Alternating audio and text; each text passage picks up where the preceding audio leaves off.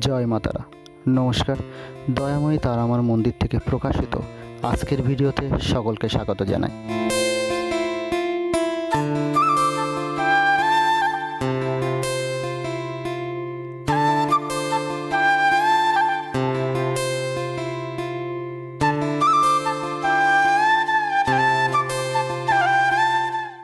প্রতিদিনের মতো আজও ভগবানের উদ্দেশ্যে ভোগ নিবেদিত হয়েছে।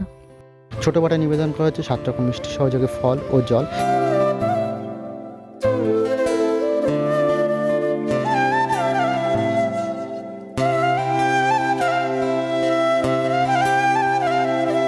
এবং বড় পাটায় নিবেদন করা হয়েছে অন্ন, ঘি, ডাল এবং আলু সিদ্ধ।